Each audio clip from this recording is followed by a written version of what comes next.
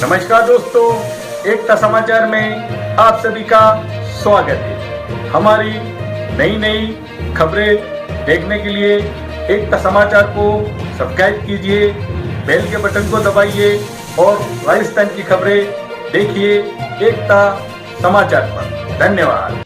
एकता समाचार में मुलाकात करवाते हैं एक ऐसे जागरूक सरपंच से जिसका लक्ष्य है 70 वर्षों से विकास से दूर अपनी ग्राम पंचायत में विकास कर सभी ग्रामवासियों को सरकारी लाभ दिलाना। डूंगरपुर जिले के सागवाड़ा पंचायत समिति की ग्राम पंचायत बिलिया बड़गामा एक ऐसी ग्राम पंचायत है जहां 70 वर्षों से कोई विकास कार्य नहीं हुआ है। ग्रामवासी अभी भी मूलभूत सुविधाओं जैसे पक्की सड़क, बिजली, पानी आदि से वंचित है। ग्रामवासियों के अनुसार गांव में पक्की सड़क नहीं होने से कोई गाड़ी या एम्बुलेंस गांव में प्रवेश नहीं करती है, जिसके कारण यदि कोई महिला डिलीवरी से पीड़ित होती है या कोई बीमार हो जाता है तो उन्हें किसी खांट या कंधों पर ही गांव से दूर पक्के सड़क तक लाया जाता है। उसके बाद ही उन्हें गाड़ी में बैठाकर ले जाया जाता है। इन्हीं सभी परेशानियों से निजात पाने के लिए ग्रामवासियों ने एक पढ़े लिखे जागरूक नौजवान को सरपंच नियुक्त किया। ग्रामवासियों द्वारा कई उम्मीद रखते हुए सरपंच बनाने पर युवा आजाद कलासुआ ने कहा कि ग्रामवासियों की सारी परेशानियों को दूर करना एवं ग्राम पंचायत में विकास करना ही उनका प्रमुख लक्ष्य है। जागरूक सरपंच आजाद कलासुआ के पिता का नाम हरिसन कलासुआ एवं माता का नाम गंगा देवी कलासुआ है। आजाद कलासुआ ने इंजीनियरिंग की है एवं इनकी पत्नी माया देवी कलासुआ MA BEd है। इनके एक बेटा सत्यवीर एवं एक बेटी काव्या है। आजाद कलासुआ की अपने कॉलेज के समय से ही राजनीति में गहरी रुचि रही है। पिछले 5 साल से संभाग में होने वाले विभिन्न सामाजिक जनजागरण अभियान में ईमानदारी एवं निष्ठा से भाग लेते आ रहे हैं।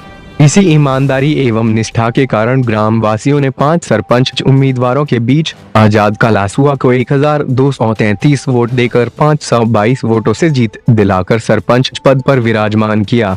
सरपंच बनने पर आजाद कलासुआ ने सबसे पहले गांव में विकास का लक्ष्य रखा।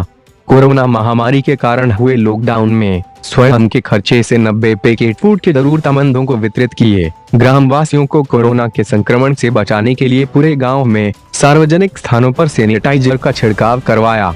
ग्राम पंचायत में घर घर जाकर 5000 मास्क बांटे और मनरेगा में जगह जगह पौधारोपण कर पर्यावरण को बचाने का लक्ष्य रखा और ग्राम पंचायत को हरा भरा बनाने का प्रयास किया जा रहा है। हमारे सामने है सर, बताइए आपका परिचय बताइए और आप कौन सी ग्राम पंचायत से विलम्ब करते हो? मेरा नाम आजाद कलासुआ, ग्राम पंचायत बिलिया बड़गाम पंचायत समिति सागवाड़ा। जी बताइए, आपके बिलिया बड़गाम में पंचायत में कौन कौन से क्षेत्र आते हैं? बिलिया बड़गाम ग्राम पंचायत में 6 राजस्व गाँव आते हैं, जिसमें फर्स्ट बिलिया है, बड़गामा है, हरवा पचौर है, केसरपुरा है, नया पदर है और राजपुर है। और इनमें सबसे ज़्यादा पिछड़ा इलाका है वो राजपुर और हरवा पचौर। सर, अभी माँ नरेगा चल रहा है, यहाँ पे अपने बाहर से जो श्रमिक मजदूर आए हैं बॉम्बे और अहमदाबाद छोड़कर, ऐसे लोगों को यहाँ पे रोजगार दिया जा रहा है? बिल्कुल, नरेगा के माध्यम से दिया जा रहा है। अच्छा। और अभी सरकार की योजना के मार्फत से हमने 2 दिन का शिविर रखे इनको व्यक्तिगत लाभ देने के लिए, जैसे भू संतुलीकरण है, केटल शेड है, और कोई जैसे कोई पढ़ा लिखा बेरोजगार हो जो प्रवासी, उसको इलेक्ट्रिशियन है या वायरमैन है, किसी ट्रेड के माध्यम से प्रशिक्षण दिला के उनको रोजगार उपलब्ध करवाने की कोशिश करना है। ये आपके सामने जिसके एकता समाचार के माध्यम से हम आपको रूबरू करवा रहे हैं, एक ऐसे सरपंच युवा है और जिनको सर्व समाज को लेकर चलने वाले और इस गांव में एक विकास की गंगा बहाने वाले ऐसे सरपंच से आपको हम एकता समाचार के माध्यम से रूबरू करवा रहे हैं, जिनका नाम है आजाद जी कलासुआ, जो युवा है और युवाओं के साथ साथ एक अच्छी शाख रखने वाले, अपने पहचान रखने वाले आपके सामने हैं। जी, आपके जीवन के बारे में बताइए। संघर्ष भरा जीवन है आपका और आपने पढ़ाई कहाँ का तक की, इसके बारे में थोड़ा बताइए। मैंने पहले से लगा के 12वीं तक गवर्नमेंट स्कूल में पढ़ाई की। इसके बाद मैंने 12वीं पास करके मैं इंजीनियरिंग करना शुरू किया। वहाँ से मैंने 2015 में इंजीनियरिंग पास आउट की। फिर मैं 15 से लगा के अभी 20 तक निरंतर समाज के जनजागरण में लगा। समाज की हर आवाज़ को उठाने के लिए मैं आगे रहा और बहुत बड़ा संघर्ष किया। मतलब एक इतनी गरीब स्थिति में मैं दिन रात समाज के बीच में जाता, किसी गरीब की परेशानी हो तो जैसे कोई कर्मचारी वर्ग हो या कोई बड़ा अच्छा व्यापारी हो, उनसे मैं 100-200 रुपये लेके पेट्रोल भरवाता, फिर वहाँ उस जगह पहुँचता और बहुत बड़ा मैंने संघर्ष किया। और आज मैं इस सरपंच पद पे आया हूँ तो कहीं मेरी सरपंच चुनाव लड़ने की कोई इच्छा नहीं थी। मुझे ज़बरदस्ती मेरे पंचायत के लोगों ने मुझे खड़ा कर किया और मैं बिना किसी व्यक्ति को चाय भी नहीं पिलाई, ना इनको मैंने कुछ खाना खिलाया, ना कुछ नहीं, और मैं बिना 1 रुपये के खर्चे किए बिना मैं सरपंच बना। हमें याद है जब 2020 का जो चुनाव था, उस चुनाव के अंदर हमने भी यहाँ पे एकता समाज के माध्यम से आपकी सर्वे करी थी।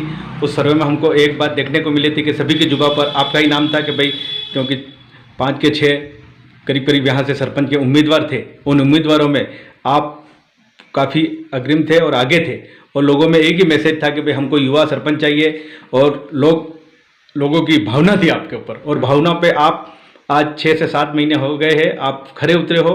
ये तो एक लॉकडाउन था, लॉकडाउन के हिसाब से यहाँ पे तो भी आपने अपने संघर्ष करके आपने यहाँ पे लोगों को लाभ दिलाया। इसके लिए हम आपको सैल्यूट करते हैं, सलाम करते हैं और आपकी इस भावना की कदर करते हैं। और एकता समाज के माध्यम से आपसे हम कहना चाहते हैं कि आप लगन और मेहनत करोगे, क्योंकि ये बिलिया बड़गामा एक पिछड़ा इलाका है। बिल्कुल।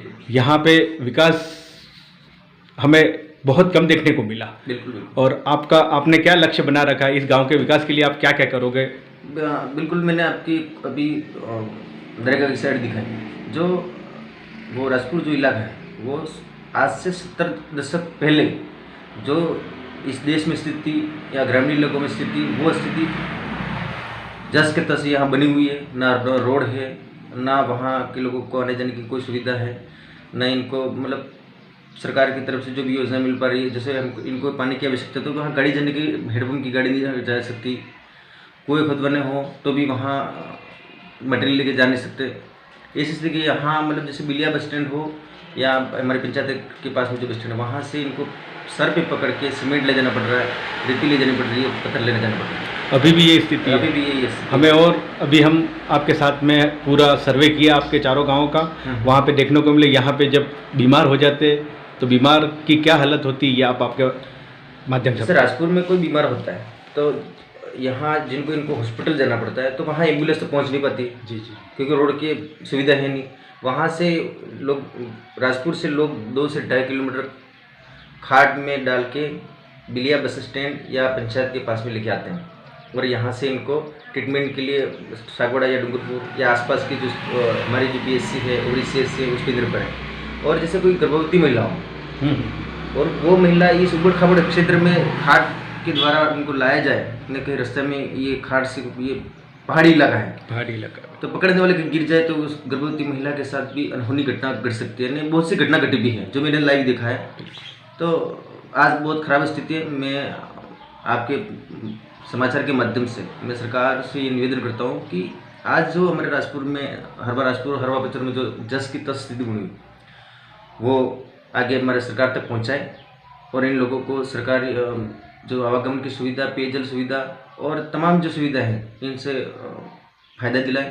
क्योंकि इनको जैसे हम यहाँ से पंचायत के माध्यम से इनको PM आवास भी दें, 1,48,000 रुपये जो इनका मेन पूरा रुपया है। अब 1,48,000 में वो लोग PM आवास नहीं बना सकते, क्योंकि यहाँ से इनको सर पे पकड़ के ले जाना तो इनको सबसे ज़्यादा मजदूरी में ही पैसा खर्च हो जाएगा। बिल्कुल सर, बिल्कुल। तो इसलिए PM आवास भी हम इनको देते हैं। सरकार हम पे मतलब हमारे पंचायत समिति लेवल से, जिला परिषद से प्रेशर आता है कि आप आवास पूर्ण कराओ, पर वहाँ की स्थिति ऐसे कि हम आवास पूर्ण करवाए कैसे, क्योंकि वहाँ के लोगों को मटेरियल ले जाने की बहुत समस्या है।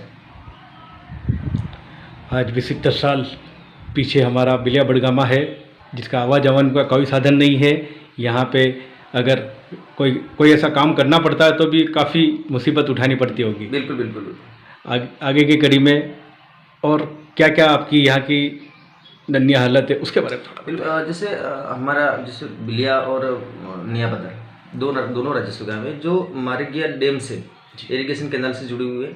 मैं मेरी एज भी 29 साल की उम्र है और मैं 20 साल से, मतलब 9 साल का था मैं तब से देख रहा हूँ कि बिलिया और नया पदर में आज भी वहाँ कुछ भी नहीं होता है। मतलब पूरा एरिया पानी से भरा हुआ है। मतलब इरिगेशन की जो कैनाल आ रही है, मरगिया कैनाल, उस कैनाल में 20 साल से सीपेज है।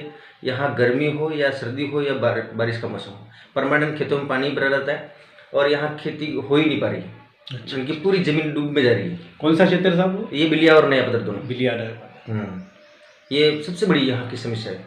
और जैसे और भी बता दूँ, हमारे यहाँ एक सीनियर स्कूल है और यहाँ से उसका जो एग्ज़ाम सेंटर है वो बरबोदनी है। यहाँ से के लोगों, मतलब हमारे विद्यार्थियों बच्चों को यहाँ से बरबोदनी जाना बहुत मुश्किल काम है। जैसे कि वहाँ आवागमन को कोई साधन उपलब्ध नहीं हो पा रहा है। यहाँ से इनको बरबोदनी जाना, यहाँ कोई गाड़ी का विकल्प नहीं, इसलिए ये कोई हमारा ये सेंटर भी बन जाए तो कहीं हमारे यहाँ आसपास की मेरे छोटे भाई बहनों को सुविधा उपलब्ध हो जाएगी।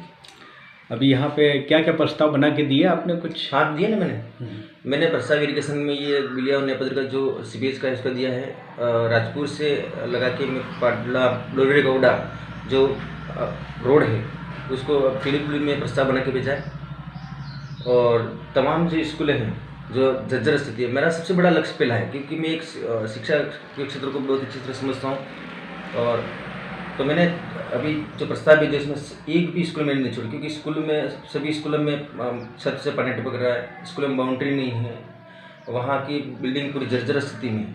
तो मैंने तमाम आज जैसे पंचायत क्षेत्र में विकास की दौरते को व्यक्तिगत लोगों को फायदा भी दिया जाए, इनको सीसी रोड से जोड़ा जाए, इनको हेडपम्प के द्वारा जोड़ा जाए। पर मैंने 1 साल के लिए इसको साइड में रखे, मैंने तमाम स्कूलों का प्रस्ताव भेजा है जी, ताकि हमारे यहाँ के छोटे भाई बहनों को मूलभूत सुविधा उपलब्ध हो सके। और उस जैसे मेरा मानना है और लोग अपने हर कोई सोचता है कि घर अच्छा हो तो उसमें रहने का वाला व्यक्ति भी मज़े के साथ रहता है। तो जब स्कूल की स्थिति खराब हो तो वहाँ स्कूल में बच्चे को भी मन नहीं लगता है, क्योंकि वो दीवार से ही और छत से ही देख के डर के वो पढ़ाई करेगा। इसलिए मेरा मेन लक्ष्य कि उस स्कूल रूपी घर है तो उनको सबसे पहले प्राथमिकता से उनको ठीक करना लक्ष्य है। शिक्षा के बारे में बहुत अच्छी बात बताई हमारे सरपंच साहब ने कि भाई शिक्षा को बढ़ावा मिलेगा, बेटा बेटी पढ़ेंगे तो देश आज़ाद पढ़ेगा। ये लक्ष्य सारे हिंदुस्तानी को हम ये इनसे प्रेरणा लेनी चाहिए कि भाई ये सरपंच साहब ने जो बात बताई उसके ऊपर गौर करना चाहिए। मैं प्रशासन से मांग करता हूं कि भाई इनकी जन समस्या का समाधान बहुत जल्द एकता समाचार के माध्यम से हम आपकी बात आगे पहुंचाएंगे। और अंत में मैं आपसे कहना चाहता हूं कि आप 5 साल तक आप सरपंच रहोगे और 5 साल का क्या लक्ष्य है उसके बारे में थोड़ा बताइए। 5 साल का मैंने लक्ष्य बता दिया ने। मैं जैसे बहुत गरीब घर से है, इनको व्यक्तिगत लाभ में पूरे हर घर तक पहुँचाने की पूरी कोशिश रहेगी मेरी। और सरकारी योजनाओं को, तमाम योजनाओं को मैं लोगों तक पहुंचाना मेरा लक्ष्य है। और मैं यही चाह रहा हूँ कि जैसे हमारे सीनियर स्कूल में है, इस सीनियर स्कूल में विज्ञान संकाय भी खुली है। तो अभी मैंने कल परसों मैंने CBO साहब से बात करके मैंने कहा कि विज्ञान संकाय चालू किया जाए, ताकि यहाँ से मैं चाह रहा हूँ कि मेरे 5 साल के कार्यकाल में यहाँ से मेरा छोटा भाई या बहन यहाँ साइंस से पास आउट करके मेरा एक सपना है कि हाँ मेरे 5 साल के कार्यकाल में मेरे छोटे भाई बहन MBBS लाइन में जाए, इंजीनियरिंग लाइन में जाए जी, और बड़े स्कोप में जाए। ये मेरे 5 साल के में देखना चाहता हूँ, ये मेरा लक्ष्य है। हमको एक और जानकारी मिली है कि भाई यहाँ पे आपके सरकारी कर्मचारी के अलावा यहाँ पे पढ़ने वाले भी पढ़ाई करके भी अभी घर पे बैठे हुए, जो इंजीनियर करके बैठे हुए हैं, जो MBBS करके बैठे हुए, नर्सिंग करके बैठी हुई हमारी जो बेटियाँ हैं, तो इनके लिए कोई ऐसा प्रस्ताव या कोई सुझाव आप बताइए। बिल्कुल, सरकार से मैं निवेदन करना चाहता हूँ कि आज हजारों बेरोजगार लोग बैठे हुए हैं, तो इनको सरकार की सुविधा नौकरी दिया जाए। जैसे मैं एक उदाहरण देता हूँ, जैसे सरकार एक तरफा तो स्कूलों में विद्यार्थियों को बढ़ावा देने की बात कर रही है, दूसरी तरफ पर दिन प्राइवेट सेक्टर को स्कूलें खोली जा रही है। तो जब प्राइवेट सेक्टर खोल रहे हो तो आप प्राइवेट सेक्टर खोल के सरकारी स्कूलों को बंद करना चाह रहे हो, या प्राइवेट हॉस्पिटल खोल के आप सरकारी हॉस्पिटल खत्म करना चाह रहे हो। तो फिर आप ये लोग हमारे जो लोग हैं, हमारे जैसे गरीब तबके के लोग विद्यार्थी हैं जो बड़े ट्रेनिंग करके बैठे हैं, इंजीनियरिंग लाइन हो, चाहे नर्सिंग लाइन हो, चाहे मेडिकल लाइन हो, या कोई सी भी लाइन हो, प्राइवेट सेक्टर इतना बढ़ गया है कि हमारे गरीब लोग इन प्राइवेट सेक्टरों में नहीं जा सकते, क्योंकि वहाँ ऐसा ही होता है कि जैसे प्राइवेट सेक्टरों में वहाँ के उस प्राइवेट सेक्टर के मालिक का जो चलेगी, वो मालिक जिसको चाहेगा बोलेगा, अब गरीब को कौन वहाँ प्राथमिकता देगा। तो इसलिए मैं चाह रहा हूँ कि प्राइवेट सेक्टर पे सबसे ज़्यादा बैन लगाया जाए और सरकारी उपकरण है, जैसे हॉस्पिटल है, स्कूल है, कोई भी रेलवे लाइन से कोई भी हो, उसमें सबसे ज़्यादा सरकार को बढ़ावा देना चाहिए ताकि हमारे यहाँ के लोगों को रोजगार मिल सके, ताकि यहाँ के लोग जो पढ़े लिखे बेरोजगार लगे लोग हैं वो अहमदाबाद या बॉम्बे में जाके तकारी पकड़ने के लिए मजबूर न हो या वहाँ जाके चाय के कप धोएं। हम ये नहीं चाह रहे कि जैसे आज हमारे हजारों लोग कुवैत, सऊदी अरब या विदेशों में प्रवासी लोग फंसे हुए हैं। अब जैसे कुवैत में एक विधेयक आ रहा भी कि उसमें हजारों हमारे यहाँ के लोग बेरोजगार हो जाएंगे। अब सरकार को ये सोचना चाहिए कि वहाँ की सरकार जो ये विधेयक ला रही है तो क्यों ना हम भी एक यहाँ ऐसा सरकार के जो ऊपर में उसको बढ़ावा देता कि इन लोगों को कुवैत जाने की जरूरत न पड़े और यहाँ इनको अच्छा ये खुद अपना रोजगार चला सके। बहुत ही अच्छी बात बताई हमारे सरपंच साहब ने कि भाई जो प्रवासी है, अप्रवासी जो बाहर विदेश में पलायन कर गए हैं और ऐसे लोग अभी यहाँ पे है, और तो यहाँ पे हिंदुस्तान में ही वागड़ क्षेत्र में ही ऐसा क्या प्रस्ताव बनाया जाए जिससे कि यहाँ के हमारे जो पढ़े लिखे नौजवान हैं और पढ़ी लिखी बेटियाँ हैं, ऐसी बेटियों को यहाँ पे रोज़गार दिलाया जाए। ये लक्ष्य लेकर चलने वाले आपके सामने थे हमारे युवा आज़ादी कलसवा जो बिलिया बड़गामा पंचायत समिति का सरपंच का चुनाव लड़ा, और सरपंच का चुनाव लड़ने के बाद इन्होंने एक ही लक्ष्य बना रखा कि भाई मैं मेरे गांव का उद्धार करूंगा, मेरे देश का उद्धार करूंगा, मेरे क्षेत्र का उद्धार करूंगा। ये लक्ष्य लेकर चलने वाले हमारे युवा आपके सामने थे। एकता समाचार के माध्यम से हमने आपको रूबरू करवाया। बहुत बहुत धन्यवाद। सरपंच साहब, अभी लॉकडाउन चल रहा है, सभी लॉकडाउन का पालन कर रहे हैं, 2 गज की दूरी बनाए, मास्क पहनकर सैनिटाइजर का उपयोग कर रहे हैं। इसके अलावा लॉकडाउन में आपकी पंचायत में आपके स्तर पर क्या क्या लाभ मिला है हमारे यहाँ के ग्रामवासियों को? सबसे बड़ी बात तो ये बताता हूँ कि हमारी पंचायत जी, जहाँ 300 से ज़्यादा अहमदाबाद और बॉम्बे से प्रवासी लोग हैं, ओके, और इनको हमारे जो पीओ क्षेत्र में जो भी तमाम गुरुजन हैं, हॉस्पिटल में जितने भी एएनएम हैं, जेएनएम हैं या आंगनबाड़ी सुपरवाइज़र, सभी ने मतलब इतनी कड़ी मेहनत की कि रात की 12 बजे भी कोई प्रवासी आता है तो भी ये वहाँ यहाँ के हमारे टीचर लोग और मेडिकल लाइन के लोग वहाँ पहुँचते थे और उसको होम क्वारंटाइन कर रहे थे। और आज तक 300 प्रवासी आए, उसमें एक भी हमारे पंचायत में सबसे बड़ी उपलब्धि एक भी पॉजिटिव नहीं आया। बहुत बड़ी बात है। और मेरे लॉकडाउन के दौरान जितने भी ज़रूरतमंद लोग थे, गरीब लोग थे, सभी पंचायतों में भामाशाह के द्वारा सहयोग दिया गया। लेकिन हमारी ये जनजाति बहुल्य पंचायत है, यहाँ पर आदिवासी लोग यहाँ रहते हैं, इसमें हमारे यहाँ भामाशाह कोई नहीं था। और मैंने मेरे स्तर पर 90 परिवारों को नेशनल किट बांटे और कुछ ऐसे लोग भी थे जो मैंने मेरे मिलने वालों से, मेरे घर से मैंने कुछ लोगों को गेहूँ भी दिया। और मैंने पूरी पंचायत में 5000 मास्क बांटे। मैंने एक बार नरेगा में, पहले मैंने 1500 बांटे थे, इसके बाद में नरेगा में फिर मैंने बांटे। और पूरी पंचायत में जब सभी सार्वजनिक स्थलों पे मैंने सैनिटाइजर से छिड़काव किया। अच्छा। और सबसे बड़ी बात तो ये बताऊं कि मैं हमारे सीनियर स्कूल जो पीओ साहब है, इनका बहुत सलाम करता हूँ कि उन्होंने गुरुजनों को दिन रात लगाया था। इस वजह से आज हमारी पंचायत सुरक्षित है और आशा करता हूँ कि हमारी पंचायत में कोरोना का पॉजिटिव नहीं मिले। बहुत बहुत धन्यवाद आपको। बहुत ही अच्छी बात बताई हमारे सरपंच साहब ने कि भाई लॉकडाउन के अंदर सभी अपने घरों में थे, पलायन यहाँ पे आ गए थे प्रवासी, इन्हीं सभी को सैनिटाइजर का उपयोग भी करवाया, मास्क भी बांधे और इनको राशन सामग्री भी बांटी गई। बिल्कुल, बहुत बहुत धन्यवाद।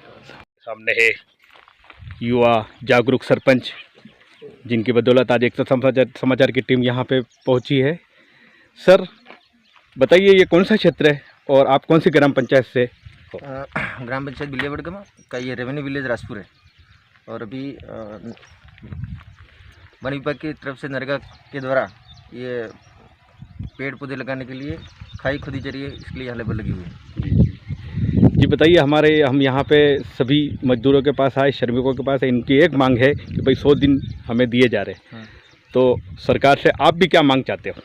हम तो ये चाह रहे हैं, जैसे ये लॉकडाउन में ये क्षेत्र है, जैसे ये पीछे वाला हमारे जो पंचायत का राजपुर जो रेवेन्यू विलेज है, वहाँ के अधिकतम हमारे भाई अहमदाबाद और गुजरात में रोजगार पे निर्भर है। जी। तो अभी सभी घर पे आ गए। अब 2-3-4 महीने हो गए, इनका घर बार चलाना मुश्किल है। अब वहाँ इनके धंधे थे, दुकानें थी या किसी फैक्ट्री में नौकरी कर रहे थे। अब यहाँ तो कोई नौकरी की कोई स्कोप ही नहीं। तो अभी जो वर्तमान सरकार के द्वारा जो नरेगा चल रही है, मेरे श्रमिकों ने तो डिमांड की है कि आप 200 दिन हमको मिलने चाहिए। मैं ये चाह रहा हूँ कि जैसे किसी घर में 5 सदस्य, किसी घर में 10 भी हैं, और इन 10 जनों को पालन करना, सुबह की रोटी शाम की रोटी का जुगाड़ करना बहुत बड़ी मुश्किल बात है। बहुत मुश्किल बात है। तो सरकार से मेरा निवेदन है कि 200 से 250 दिन किया जाए और 300 रुपये प्रतिदिन इनको मजदूरी मेहनताना मिलना चाहिए। बहुत ही अच्छी बात बताई हमारे सरपंच साहब ने। जागरूक सरपंच है, आपके युवा सरपंच है, इन्होंने बात बताई कि भाई 200 से 250 दिन मिलना चाहिए और मानदेय इनका बढ़ना चाहिए। 300 की राशि अगर मिलती है तो इनका घर बार भी चलेगा और इनके बाल बच्चों को भी सुख सुविधा पूरी मिल सकेगी। ये हम सरकार से मांग करते हैं एकता समाचार के माध्यम से कि भाई इनकी जन समस्याओं का समाधान बहुत ही जल्दी किया जाए। ये हमारे सामने बिलिया बड़गामा पंचायत के सभी ग्रामवासी आपके सामने हैं। सरपंच साहब भी आज़ादी कलशवा। हाँ, वन अधिकारी साहब बताइए, आपका एक तो परिचय बताइए और यहाँ पे क्या कार्य चल रहा है। मेरा नाम है रामलाल परमार, वनपाल, नाका आदरी, रेंज आदरी और वन मंडल डोंगोपुर। और मेरे साथ में लक्ष्मण लाल रोड चौकीदार, हम दोनों यहाँ आए हुए। हमारे ये वन विभाग की ओर से ये हमारा 40 हेक्टर एक ऐसा क्षेत्र रह गया है, खाली क्षेत्र पड़ा हुआ था। तो हमारे अधिकारियों ने कहा कि एक नरेगा के अंदर ये कार्य को ले लो और एक खाई फेंसिंग करके अंदर पौधारोपण कराएं। और जो विलुप्त तो जातियाँ हो गई हमारे, जैसे हल्दू, कड़ाया, मौका, हवन, इस प्रकार के पौधे हैं वो विलुप्त तो हो गए। इन प्रजातियों को वापस उगा करके और पनपा करके इस वन क्षेत्र को एक हरा भरा बनाया जाए। ये लक्ष्य बनाया आपने हरा भरा करने का। हाँ बिल्कुल। सर इनको यहाँ पे जैसे पहाड़ी इलाकों में ये पौधारोपण किया जा रहा है, तो इनको पानी की सुविधा कहाँ से मिलती है? पानी की सुविधा अपने पेड़ पौधे के श्रमिक के लिए। श्रमिक के लिए? अच्छा। श्रमिक के लिए पानी की सुविधा आसपास में ही हैंडपम्प लगे हुए हैं, हर जगह हैंडपम्प पंचायत की तरफ से हो गए हैं। तो वहाँ से एक लेबर है, ये 20 के ऊपर एक लेबर पानी वाली रख रही है। तो यहाँ पे पानी की सुविधा, लॉकडाउन जो चल रहा है उसका पालन किया जा रहा है? बिल्कुल, हमने ये निरीक्षण करते जा रहे हैं। ये लॉकडाउन मेट द्वारा और ये श्रमिक भी इस तरह से रहते हैं, 2 गज की सीमा के बीच में गैप रखते हैं और मास्क बांधे हुए रहते हैं ये लोग, और इस तरह से काम कर रहे हैं। बहुत बहुत धन्यवाद साहब, आपने आपकी जानकारी दी हमको, इसके लिए आपका बहुत बहुत धन्यवाद। ये हमारे सागवाड़ा पंचायत समिति का ग्राम पंचायत बिलिया बड़गामा। भाई साहब बताइए, ये कौन सा क्षेत्र है? ये ग्राम पंचायत बिलिया बड़गामा गाँव रेवेन्यू विलेज है सर। ये राजपुर में 7 चलड़ा 40 हेक्टर में हम ये नरेगा के ये डिपार्टमेंट के हिसाब से ये वन विभाग का काम चला रहे हैं। बिल्कुल लॉकडाउन के हिसाब से 2 मीटर की दूरी के हिसाब से हम बिल्कुल नियम के और सैनिटाइजर लगाते हुए बिल्कुल अनुशासन में काम कर रहे हैं। लॉकडाउन का पालन कर रहे हो अपने यहाँ पे? जी सर, बिल्कुल कर रहे हैं सर। क्या क्या पालन करते हो साहब? बिल्कुल 2 मीटर की गैपिंग में हम लेबर लगाते हैं और मास्क लगा हुआ बिल्कुल, और जो पानी पीते तो भी हम हाथ साफ 2-3 बार साफ करके सैनिटाइजर लगा करके फिर बिल्कुल व्यवस्थित कर रहे हैं। आपका नाम क्या है साहब? मेरा नाम रमेश चंद्र कटारा, भीमराज कटारा, निवासी राजपुर, ग्राम पंचायत बिलिया बड़गामा, पंचायत समिति सागवाड़ा, तहसील सागवाड़ा, जिला डूंगरपुर, राज्य राजस्थान। अच्छा, मेट हो आप? जी सर। कितनी लेबर काम कर रही है आपके? ये 91 है सर। आज फर्स्ट दिन है इसलिए थोड़ा कम है। हाँ हाँ हाँ। क्या आप यहाँ पे क्या काम करवा रहे हो? ये सर ये वन विभाग में अब बिल्कुल हम पेड़ पौधे लगाने, लेकिन अभी क्या कि वो खाई और ये परकोटा के हिसाब से पत्थर की बहुत कमी बेसी है, इसलिए अब लेबर के अनुसार हम खाई खुद रहे हैं। भाई तुम्हारा नाम हुए? हाँ, कई गाँव में आ पंचायत कई है? हाँ भाई, अपने बाहर थे कि बम्बई ने अहमदाबाद थे कि भाई ये सब कमावा वाला यहाँ भी गया है, सब ने आई सरकार काम आली रही है। हाँ बताओ तुम्हारे हूँ मांगे हेत्ता नहीं मांगे हमार बहन दादा अलवा जैसी। हाँ रेट 300 रुपया अलवी जी, रेट वधी जो है। हाँ, केम के सब आया सब क्या? हाँ सब हमन पोसा तो नहीं। हाँ बेरोजगार बेटा ने एक जॉब कार्ड में तो एक जॉब में अब्बर कटला लोगों ने काम मिली रही है बे। हाँ। तो अपने मान लो घर में हेत्ता काम हो रहा तो हेत्ता ने जॉब कार्ड में तो मलूज हुए ना। हाँ, ये सभी की मांग है कि भाई हमको हमारे जॉब कार्ड के ऊपर सभी को काम मिलना चाहिए और हमारा मानदेय बढ़ाया जाए और हमारे जो 100 दिन है उसको 200 दिन किए जाए। अब बार कटला दाड़ा मली रहा तमने आई काम करवाना बा हो दाड़ा कटली मांगे तमारे कटला दाड़ा सही रहा तमे बाहें दाड़ा है तनी इस मांगे ने बाहें दाड़ा मलवो जो है ने ये सभी की मांग है एकता समाचार के माध्यम लॉकडाउन हिसाब थकी 300 रुपया मळवा दीजिए बच्चा दाड़ा हमारे आलवा दीजिए सरकार ने ते हमारे पालवे। बिल्कुल बिल्कुल आपकी बात हम अब सरकार तक पहुंचाएंगे एकता समाचार के माध्यम से। बताइए दादा आपका नाम है? मेरा नाम ब्रजमोहन रोड, हाँ हाँ ग्राम राजपुर का रहने वाला विजयगढ़ ग्राम पंचायत, और मैं वन अधिकार वन सुरक्षा समिति का अध्यक्ष हूँ। जी जी जी जी। तो इस वन को हरा भरा बढ़ाने के लिए नड़ाके के मार्फत से यहाँ वृक्ष लगाए जाए, फलदार वृक्ष भी लगाए जाए साथ में। और इन लोगों के अधिकतर ये लोग बाहर रहते हैं तो उनके खाना पीने की बड़ी समस्या है, और लॉकडाउन के हिसाब से उनके पति अहमदाबाद गुजरात बम्बई से वापस आ गए हैं, तो उनको पुनः पति और पत्नी दोनों को रोजगार दिलाया जाए। बिल्कुल बिल्कुल ताकि उन लोगों का घर बार चलता रहे, और साथ में दाल मिर्ची मसाला ये भी सरकार की तरफ से प्रबंध किया जाए। गेहूँ मिल रहे अभी? गेहूँ मिल रहे हैं सर, लेकिन 5 किलो महीने भर भी मिलता है, तो इससे क्या होता है तो कम से कम 15 किलो जितने गेहूँ मिले तब जाके महीना गुजर सकता है। जी जी। अभी सरकार ने मकई बांटी, मकई मिली अपने यहाँ पे? हाँ सर, मकई भी बांटी है, लेकिन हमको बरसात समय पर अच्छी नहीं होने से नहीं उग पाई है, जिससे खराब हो गया, और 2 बार वापस बुआई की है। और यहाँ एक जंगली सूअर ज़्यादा रहते हैं जिससे फसल नष्ट हो नुकसान करते होंगे। जी जी बिल्कुल आपकी ये बात पहुँचाई जाएगी सरकार तक। ये सभी की मांग है कि भाई सरकार